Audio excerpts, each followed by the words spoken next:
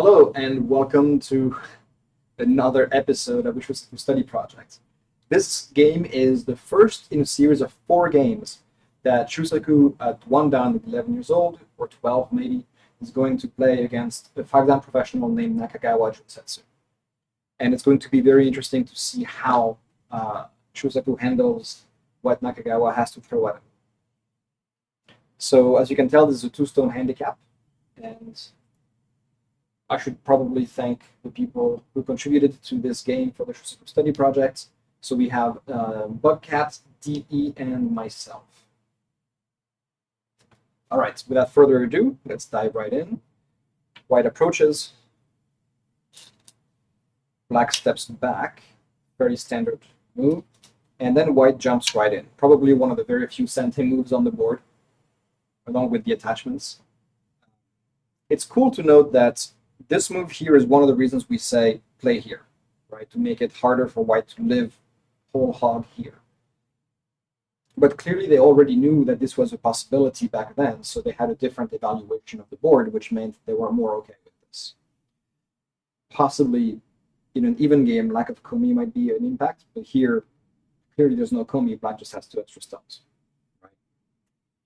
So black keeps white split, and then we end up with a certain forced sequence, which we have seen in a previous game against Shua.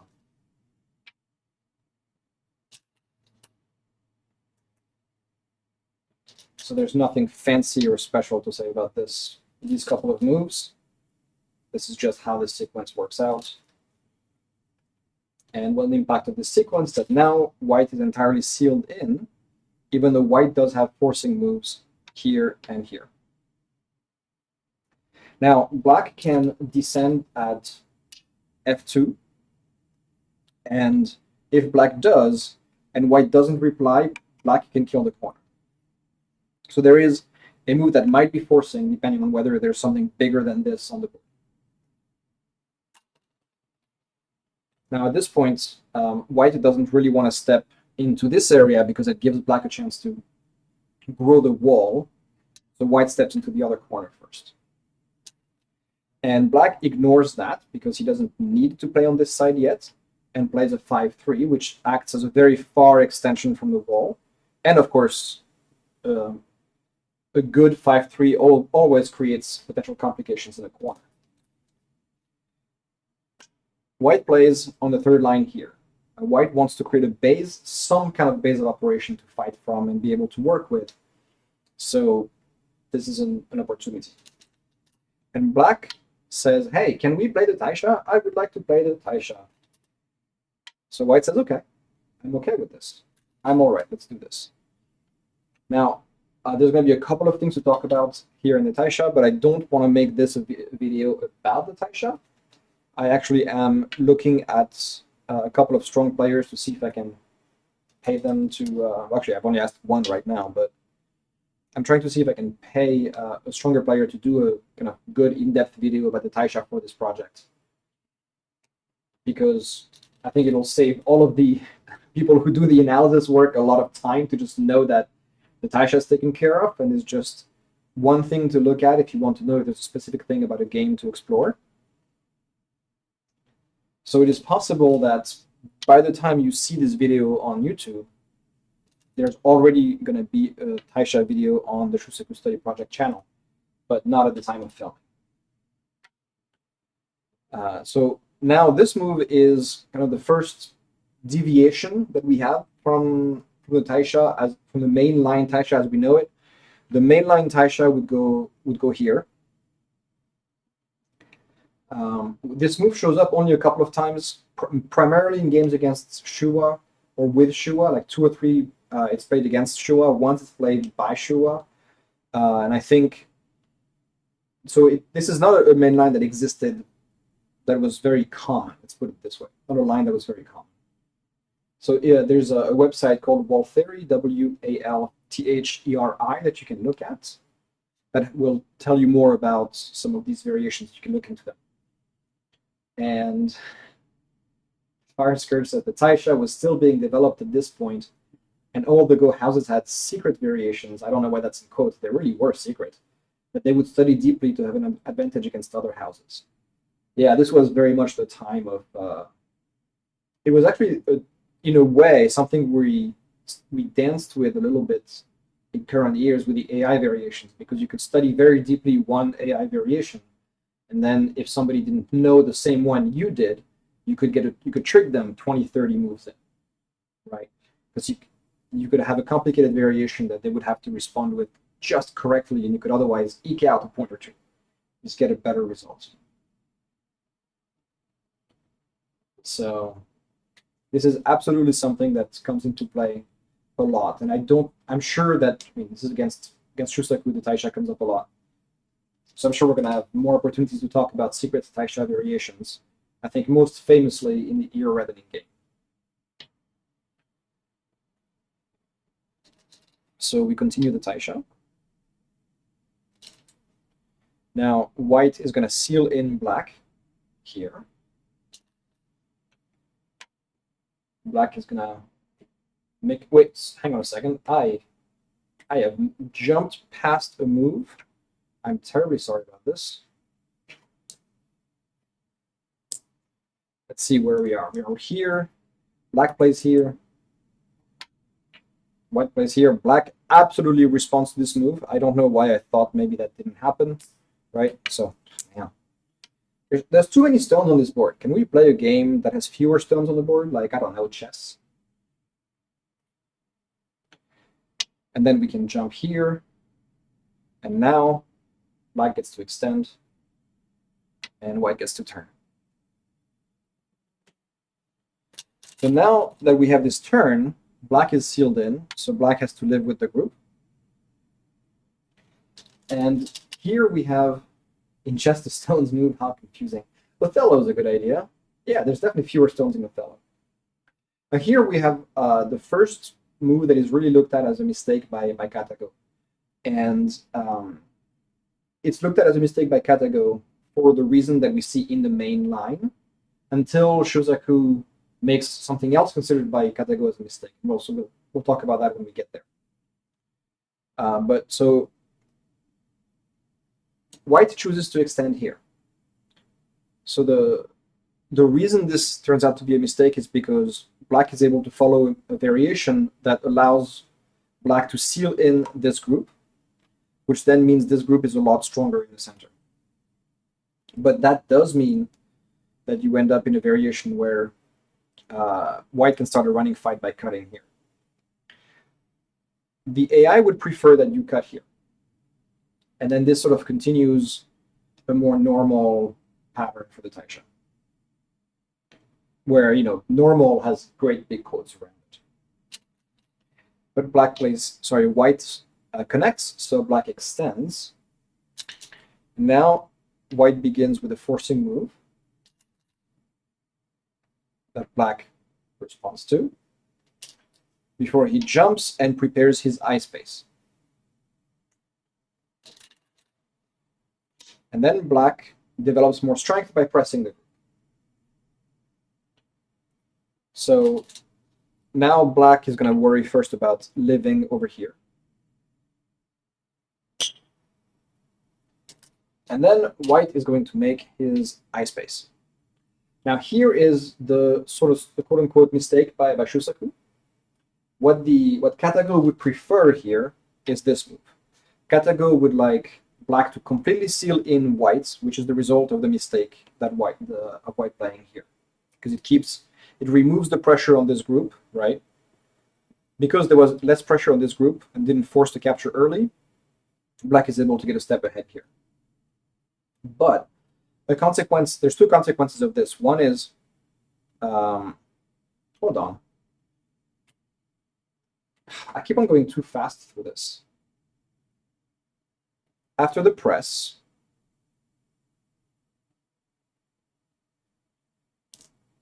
there's a sequence I missed.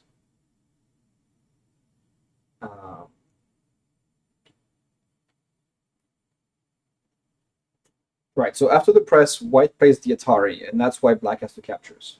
It's like, I was missing a stone. Let's try this again.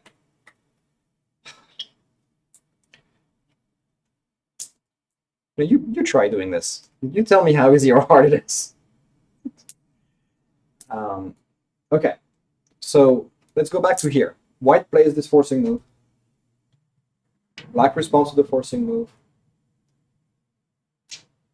White jumps. Black presses. White plays Atari, right? So quite a good forcing move. Black responds to it by making an eye.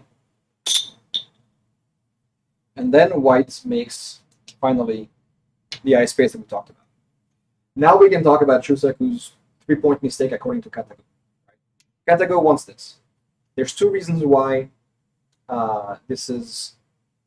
Well, we can think of two reasons why Shusaku may have chosen not to do that. One is, if you play here, quite quickly, white is able to make this ko. And this is a ko for the life of this group, so that's a problem.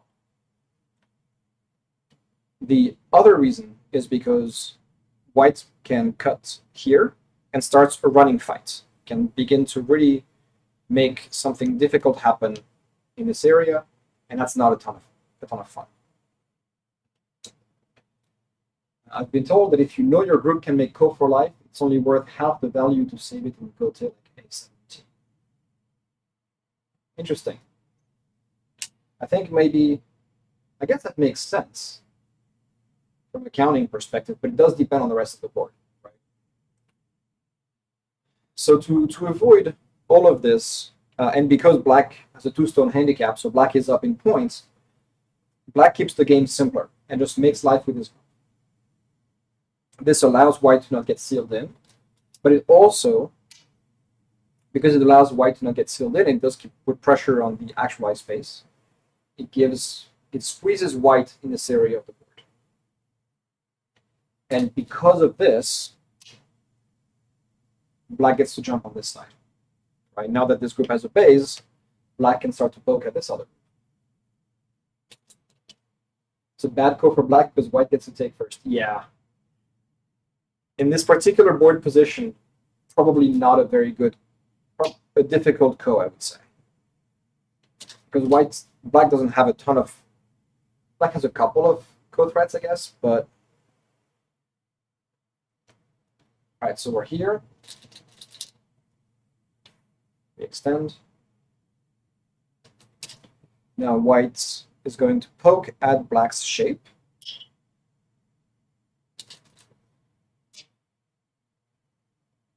So black responds gently to minimize the effect of the cutting points. White continues to get out. This is a direct result of not having blocked here, is that it's very hard to call many of these things a base because the monkey jump is available, right? And now with this cut, things get tricky. Now black moves slightly away. He is defending the cut a little bit here, and he's giving white some space to live here.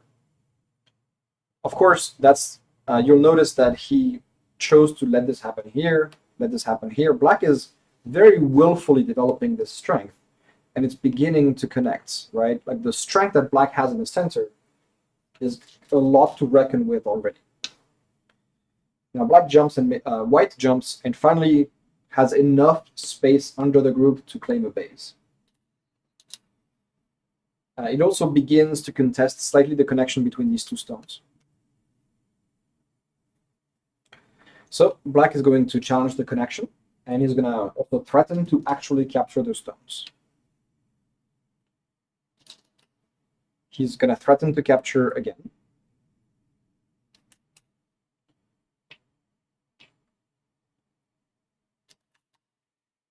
And now we get this Atari, and we have a nice shape for black, slightly nicer than white, and white has to connect and play solidly.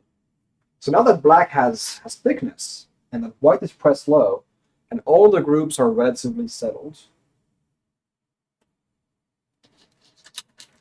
black gets to choose where to go next. And the right side is kind of the next big area, right? No one's done anything on this side. So it is time to approach the corner, right? In the order of sizes of the of opening moves, like category of opening moves, this is a bigger move than an extension. Well, sorry, it's a bigger move or more important move than extending or approaching one of those in most situations. So now white is going to pincer.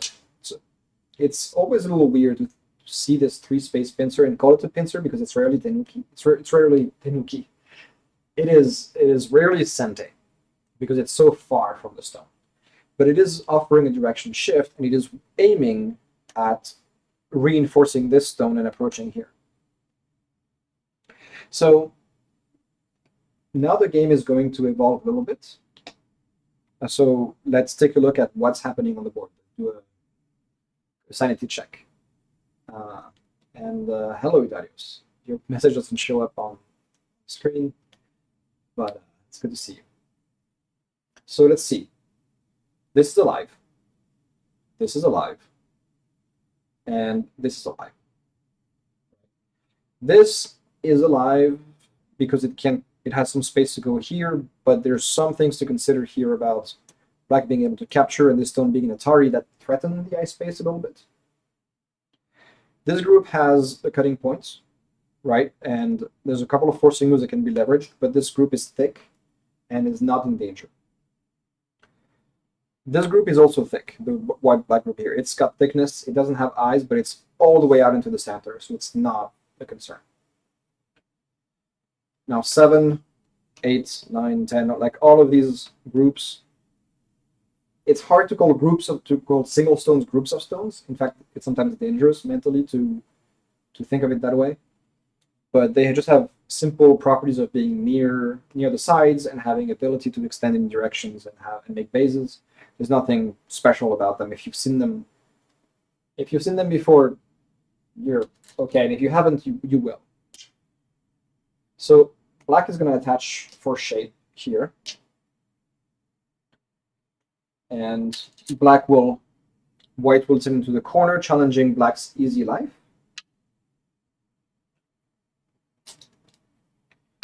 White extends. Now this is an interesting direction for white to go in because these stones mean that the side can't be developed.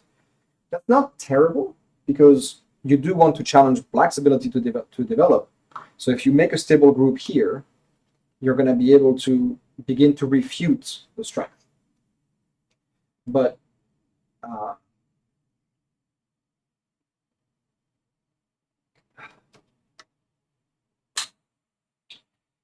these two groups need to be completely stabilized. This group is a little more stable than this group, but it's not the end of the world. But white chooses to extend here. I don't know why. This feels like the wrong direction. It may be because it's a 2-stone handicap game. Maybe it's a teaching game. I don't know. It could also be the correct thing to do, but it certainly feels very tricky to leave this kind of unfinished. And black agrees with us that there is something here that's a little bit odd and worth exploring. And this move is also this move breaks a couple of ladders. I'll let you poke around on the board position or in the SGF to look at them. And it also closes this turn. It's very hard. It is now not possible for white to turn here effectively. I'm not going to get into the variation here, but the variation is in the SGF. I highly recommend you take a look at it if you're curious, and if you can't, read that out for yourself. So white makes a base. This actually also reactivates the P4 cut. Like black can't actually resist that anymore. So black can't be as severe.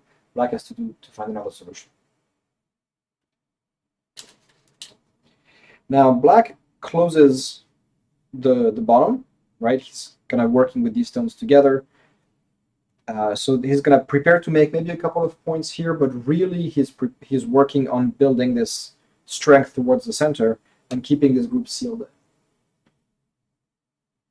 Now the group itself is not sealed in, which means if it doesn't have a way out this way, it has to either make eyes or get out into the center.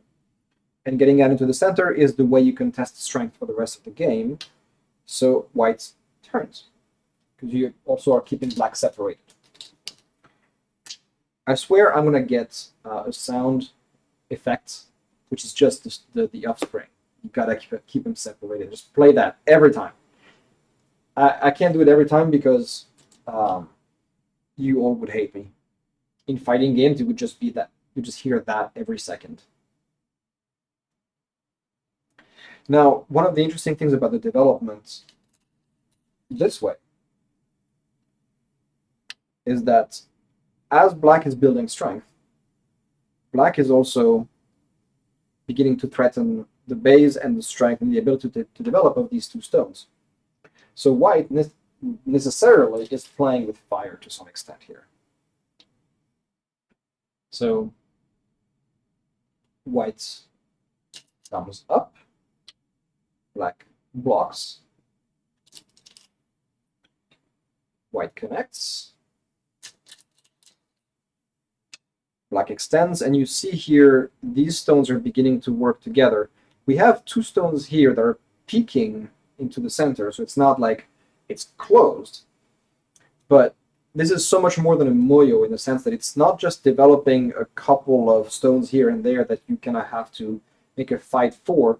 These are just collections of thickness that you're gonna have to fight all at once when you step into the jaws of the center. Now at this point, white is alive here.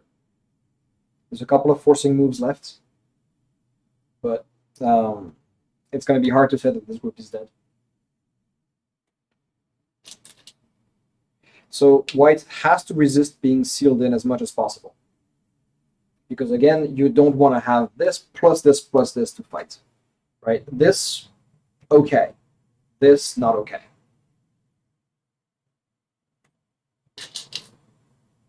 So black is going to turn here, finish stabilizing this group, because it's hard for white here to do something meaningful that doesn't cut from these two. So he's aiming at a possible either single-sided attack or double-sided attack. There's also a potential defense here that has to be mentioned about this attachment here. Like this particular shape has a weakness there, especially if you consider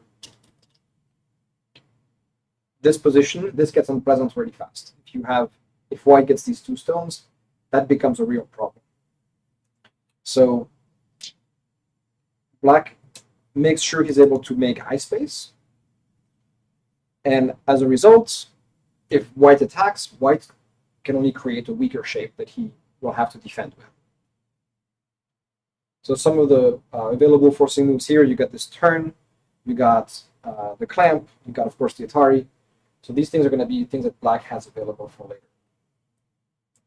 Now, if you're looking at a good next move for white, right, you have this move, which is separating the strength. But you really want to try and make it very hard for black to coordinate their efforts, because otherwise it's going to be very hard for white to effectively make points on the board. So there's really kind of there's maybe two areas that you can look at. One of them would be to go over here or to kind of move up from these stones, but these stones aren't in the middle of the conversation, right? These stones are outside of the topic. So it's hard to do something meaningful. And so you're down to one option, really, which is this extension. Simple, solid, pokes at this cut. And so you start to say you start to ask black what black's plan is. And so because black has multiple options to use with thickness, he is going to ask if he can threaten these stones. He's going to ask if he can build and connect these two walls. So white again resists being sealed in. And so now that we have cut off these two stones, these two groups, black challenges the base as directly as possible for these stones. So white is going to say, I would like to make a base, if that's okay with you. And black says, we can talk about it, but if you would like to play a gote move, I'm okay with it. So white takes a forcing move first before doing anything else, because he's got a follow-up here that he can play. And this is beginning to transform this thickness into just strings of stones, right? It's like this was an effective transformation of what's really happening on this board here. Now, technically, this move is a 3-point mistake. And you'll see in the main game variation Y, which is basically it allows black to keep white more unsettled towards the center. But the thing is, so in the SGF, I have an AI variation I've added. But the really interesting thing about this is that the AI variation and the mainline variation are extremely similar, with only the difference that white is a little more unsettled towards the center. And I think that's fascinating, because it means that, you know, this mistake here is a mistake in kind of execution, but not in planning. Like, white had the correct plan, just didn't do it as effectively as possible. So black gets to play a forcing move here, assuming, of course, that it's big enough for white to defend, because maybe there's bigger things on the board. And white certainly thinks so. It's worth noting here that instead of playing here, the AI wanted this move, right? And this is why I didn't show the AI variation, because you're going to see essentially the same thing. And so the differences are academic and interesting to explore, but I think maybe not worth adding into this video. Black extends. Makes sense, I think.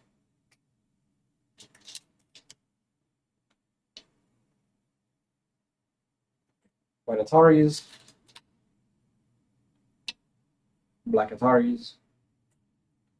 So black here is giving white this Ponuki,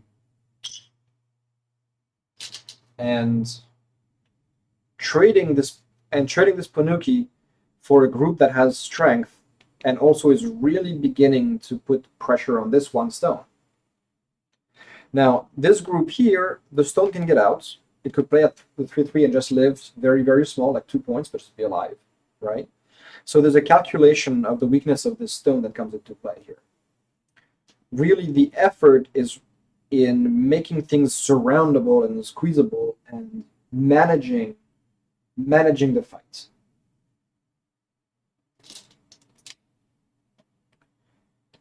White cuts here, and again, you'll remember there's possible follow-ups and sequences that can be played. And one of the value here is that we can help this stone, and helping the stone in Sente is very big. So black does not let anything that resembles a ladder happen on this board, and makes strength that's going to be useful for the ensuing fight.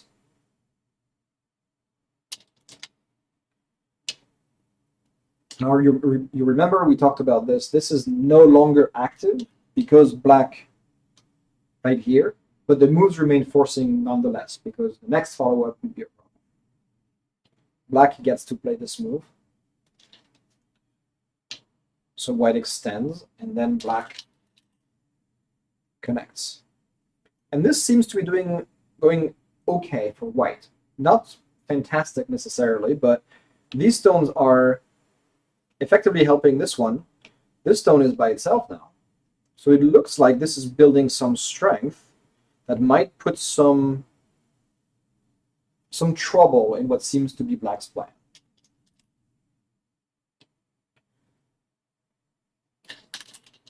So white turns, and black plays this move. And now that black plays this move, this group is completely alive. So that's the end of the forcing moves available to white here. White now is going to prepare an attack on the two next groups available, this group and this corner, right? These stones can now see each other better. There's some more impact here to keep these two split. So that's a direction choice. And black is now going to get this stone out. And the impact, of course, is these stones aren't alive. And neither are these really. They can live. Like, you can play underneath. You can make eyes, right?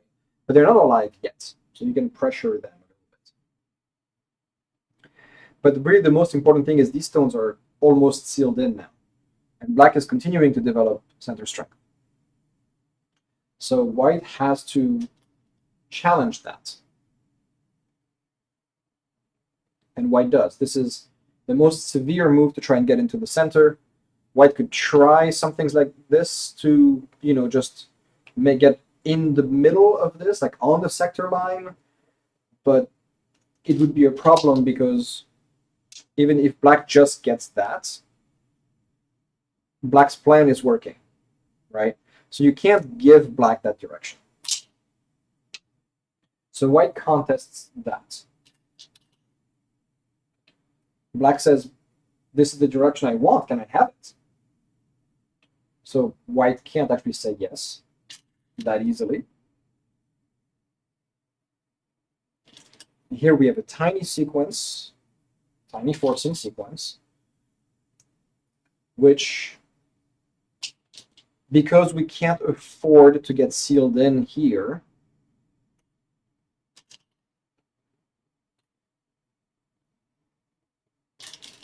means that we get down this path.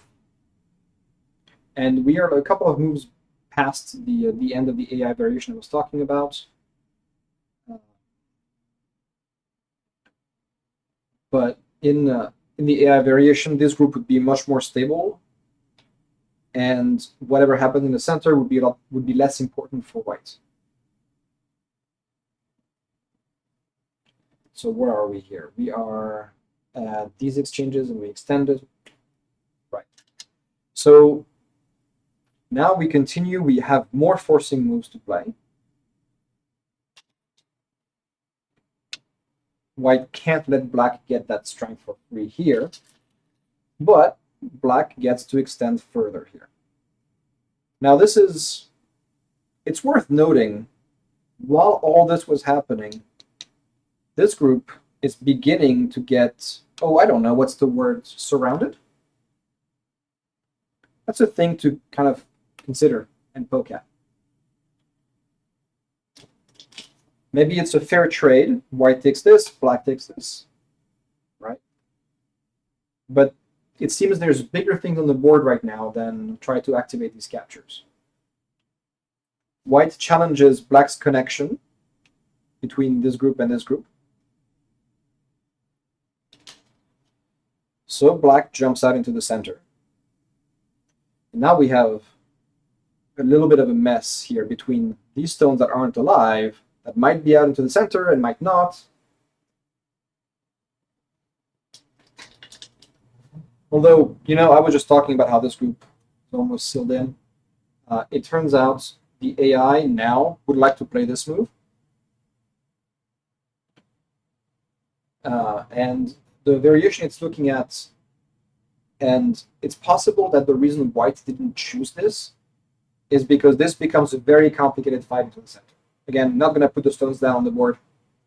I don't trust myself to take all those stones away when we're done with it. But it basically becomes a hard fight between these stones, and this group.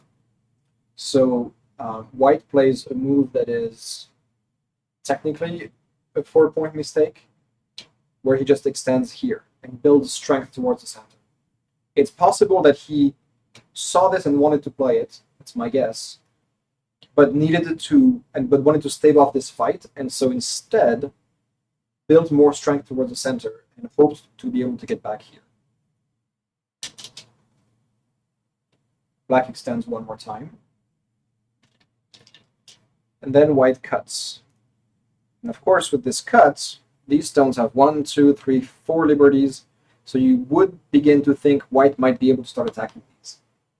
Right? They're close enough here, but there might be something. Now at this point, actually, it's worth noting, for the sake of truth, that white still wants that. Like the AI still just wants this to happen instead of connecting here. But it still leads to a complex fight in the center. So I think here white was trying to keep the game a little simpler. Was trying to kind of shine away from a giant all-out fight. And at this point, black is up 30 points. And when you consider that it's a two-stone handicap, so black started up 20 points, it means that black gained almost a whole stone here worth of points. And that's kind of impressive. Now, again, technically this is a mistake. 3-point mistake, not the end of the world. But because here's the thing, the AI also wants this for black. But this also still leads to a very long fight in the center. Right?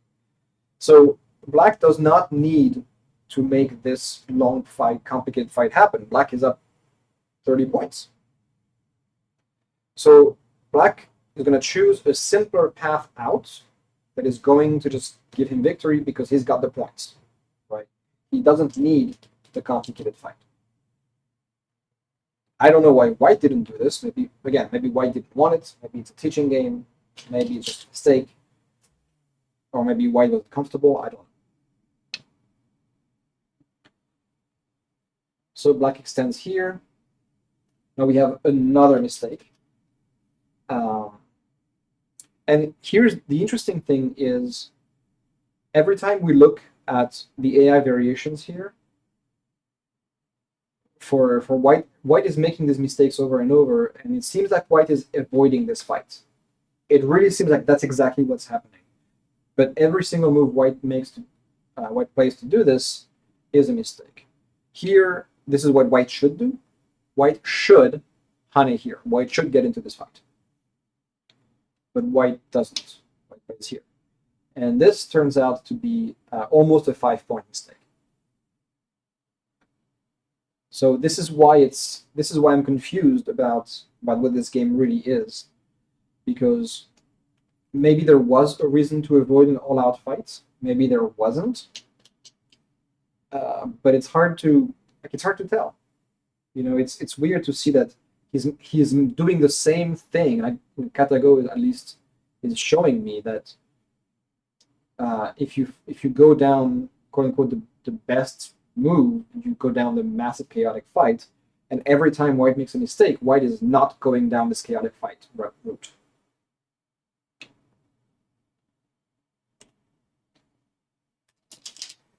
So black gets this forcing sequence here, and black extends one more time, and I'm like 1, 2, 3, 4, 5, 6, 7. 7 in a row is pretty good, I gotta say. And we just extend here because we're just continuing to build strength.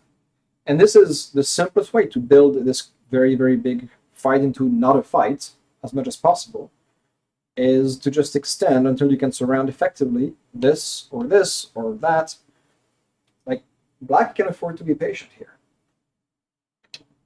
White finally cuts. Black just extends very gently, very solidly. And then white pushes and asks if he can cut. Now, black's next move is a 4-point mistake, apparently bringing him up to 25 points.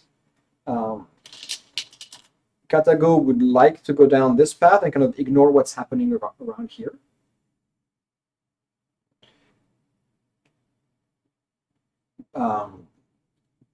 And the reason why essentially is what Katago would like to make this group live completely sealed in and just get a better, neater result in the center if possible.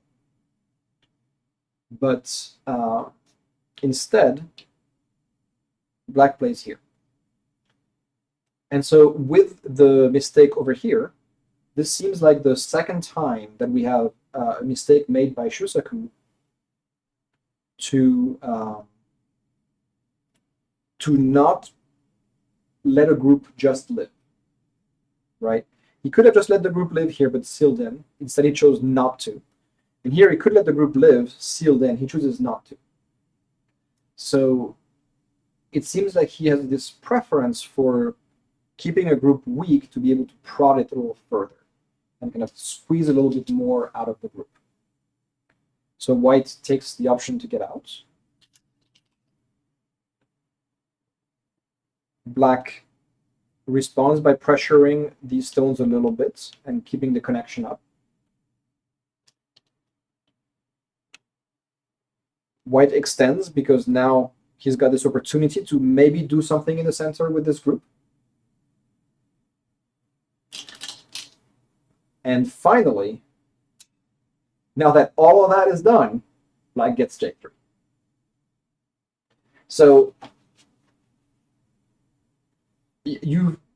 I have got to think, I don't know, I've got to think that both black and white knew that this was going to be a complicated fight in the center of the board, and they both tried to step away from it for their own personal reasons. But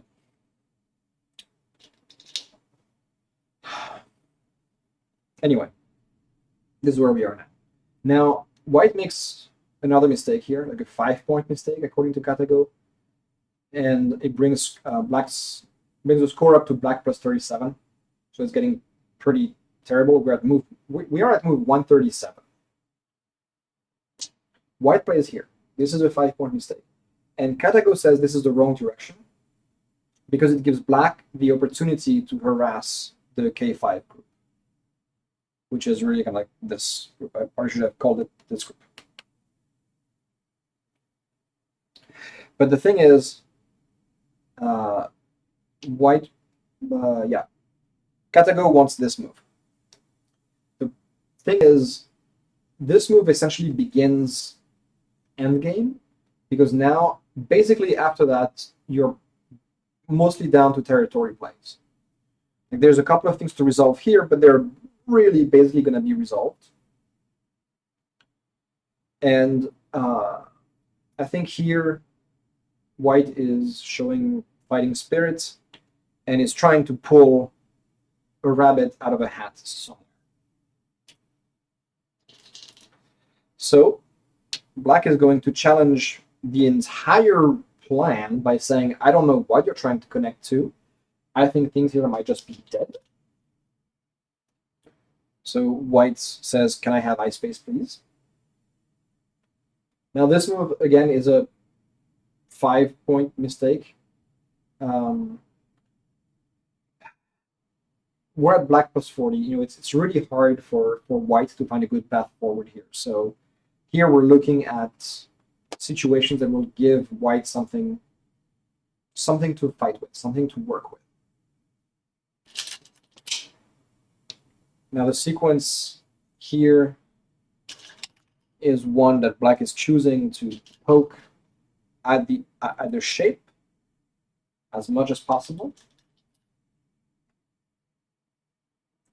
White has to connect here, otherwise sad things happen. And then black gets to play here and sort of say, hey, you know, if I get to play this, then this is all absolutely completely dead. And white says, I would like the opportunity to fight one more time and challenge things, because if I can take these stones, if I can take them, then by the gods, this game might be mine. So black, very patiently, is just going to ask how on earth white plans to do this. Well, white says, I have successfully disconnected the stones, so I think I should get a little something for my troubles. And of course, in order to do that, he has to play this move. So black also stays connected because the fight's not over yet. And then white extends here, and you've got to figure he's going to try to either use this for fighting or try to capture this. Those are the choices. Black wedges right here. It's a very pretty move. I like it a lot.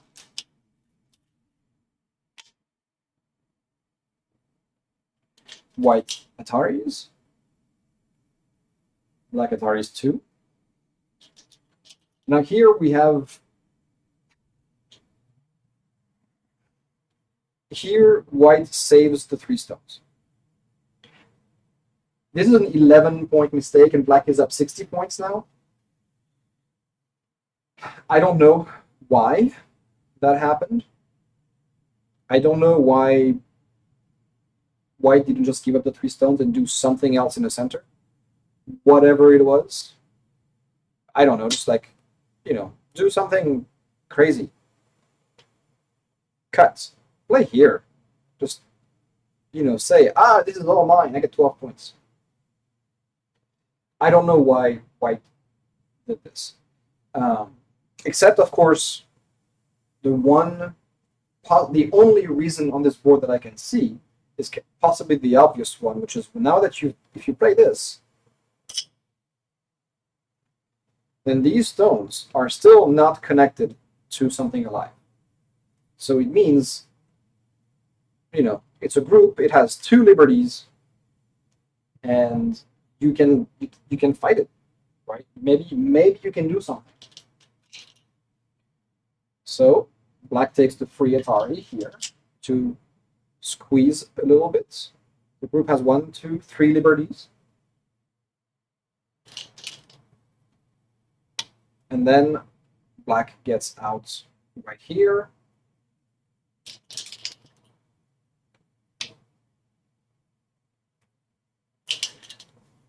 White honey, black extends, white follows, black extends one more time, and these are beginning to suffer from the connection. They can still connect, I think, but it's getting tricky. And white tries to cut off this group's ability to connect to something else. So we are really, I believe, in the middle of white really trying really hard to get a capture out of something here. Black cuts. White will take those stones. Pretty sure they're dead. I should say this with more certainty, but 1, 2... well, either way, he's connecting with this group, so... White plus rip. Yeah. Black jumps here to keep things split. White takes a forcing move. If you recall correctly, we called this a forcing move earlier in the game, because this group can connect to this group and might be able to live. Although, of course, if black gets to Atari here, it might be tricky for the second eye to manifest. Now, all right. Here, black makes a 7-point mistake. Technically, where is the best move?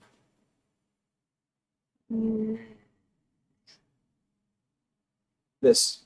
Technically, this is the best move for black. Black should just go here.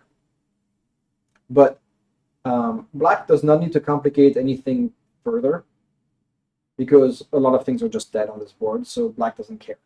So black just plays here.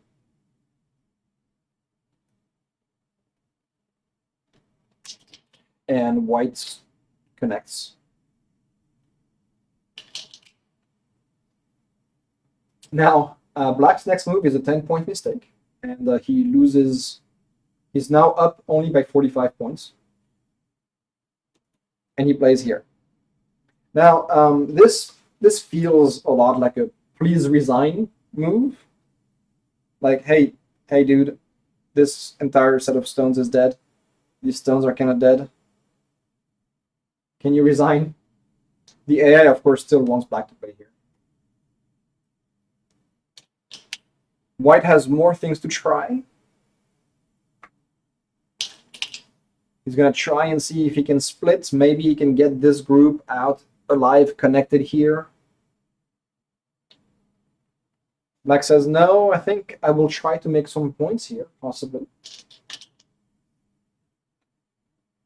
And then white will try to split all the things. Black plays another 5-point mistake, but like, you know, black is up 50 points, so I got. Black should push at p15 here to kind of keep the pressure on these stones and help connect things better. But black is saying, this game is over. Can you please resign? Is that a thing we can do? Now white should also close out at p15, but doesn't. So white pushes here. So white is looking for the agi. He's really kind of poking out all the things, saying, are you going to get all these moves right? Are you going to see all these things correctly? And then he says, all right, I'm almost connected out here.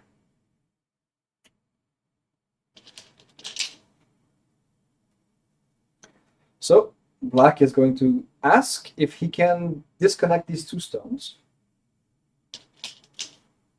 White is going to challenge that. Black will cut. White will... I have a hard time understanding exactly what white is trying to accomplish here. But you see that we're kind of entering this sort of multi-ladder thing.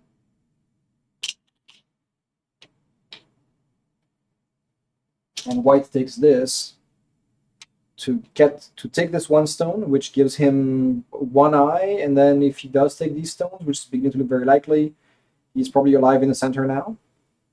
So he is sort of thinking maybe there's still a liberty race here that I can win because we have to capture all of this.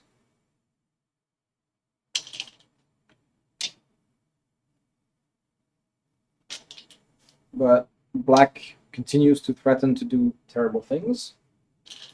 Now he just wants... He still wants the game to close out, but he's not going to just, you know, give up everything.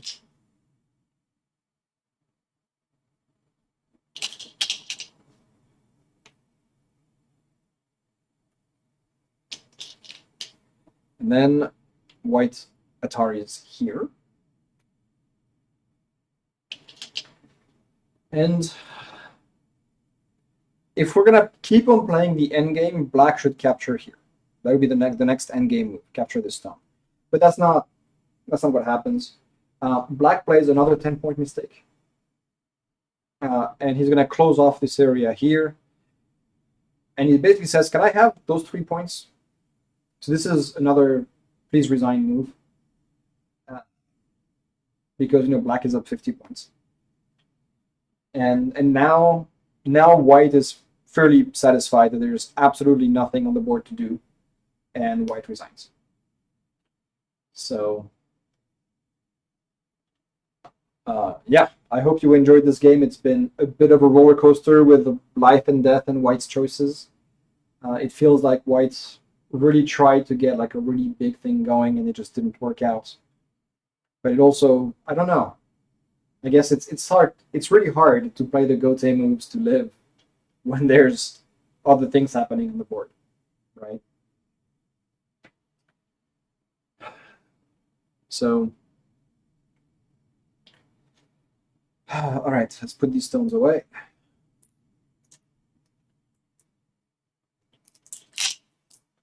All right, well, while I put these stones away, thank you all for watching this video. You are welcome to take a look at the description for this video to find a link to the SGF, a link to the Shusaku study project homepage, where you can find out the guidelines that we use for creating the analysis, as well as links and information for joining, and information about other SGFs and videos we've done in the past, which you can find on this channel anyway. If you like the video, you know, like, subscribe, all the YouTube things, because it's really kind of the only reward that we get is knowing that you enjoy this. Besides, of course, getting stronger from doing this.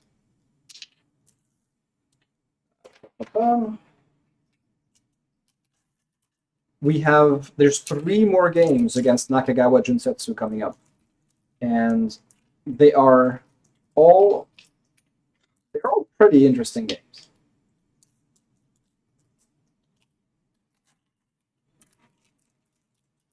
All right, interesting that after black capture feels like making a mistake. You see why White was a couple of moves before resigning.